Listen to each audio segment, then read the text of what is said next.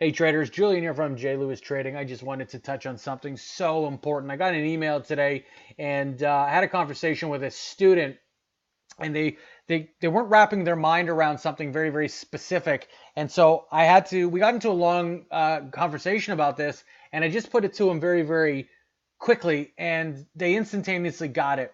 And it's with that I felt motivated to just create this video and put it out there for you. This is a trading principle. It's a day trading principle. Whether you're long or short the market, it doesn't matter. It's applicable on both sides of the trade. And it is this: cut your losses quickly. I know that you've heard this term time and time again. I can't stress the importance enough of when you're in a trade. If the trade starts to show signs that it's about to fail, just cut and run. Because when things generally show you a sign that they're going to work out a certain way, generally speaking, they do. It's extremely important to have your stop losses on and know where you're going to step out on a trade if it goes against you. And at the end of the day, it'll be your savior. There's that old saying: you got to learn to lose before you can win.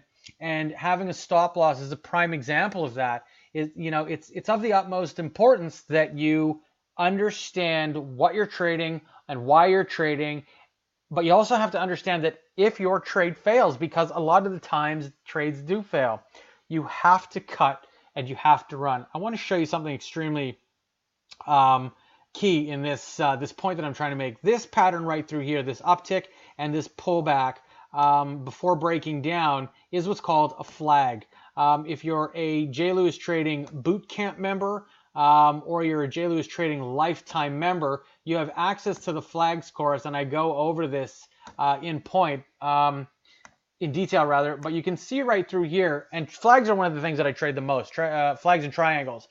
But you can see that we have this nice flagpole uptick right through here. It pulls back. We've got this downward channel, and then it's showing signs around this resistance area that it potentially can pop. I mean, you've got that approximate four-time touch to the resistance.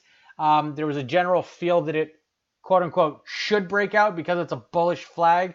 So the whole lead-in trend to this flag is bullish, but you can see that when it touches resistance, you start to get some firm selling here. And it's with that selling and the momentum indicators that we used that we were given some insight that this was actually going to fail. And so if you were actually looking to get long this or out of the market were trying to buy a dip and this thing failed, you should know off the top that if you were buying this 282, for example, on a dip to get long, if it doesn't come back anytime soon, you're going to want to get out. There's a prime example right through here that there is some price action importance where you've got resistance, and then it transitions into some support. That would tell me that this would be a key area for it to bounce or completely fail. And you can see that it cut right through there, rallied up a little bit, and then just fell apart at the end of the day. This is what's considered a failed flag. Again, this is offered in the J. Lewis Trading Bootcamp, day trading bootcamp that we offer.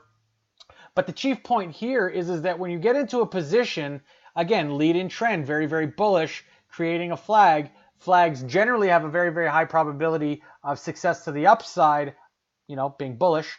You would want to get long, but you can see that if you were to have been buying down through here, it's actually a failed trade. And when trades fail, the first thing you need to do is, instead of trying to rethink the trade, you just need to cut and get out of the position.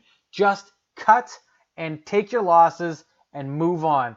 If you feel that this is a trade that's got some potential legs to it, then take a step back and reformat your thinking about the trade. I know that for myself, you can see that there is some support through here. That got taken out, and it started to look like a potential short right through here again.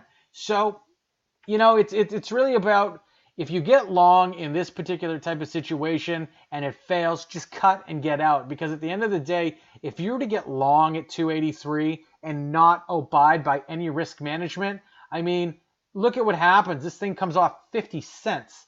If you were trading a few thousand shares, you'd be sitting in the red quite a bit.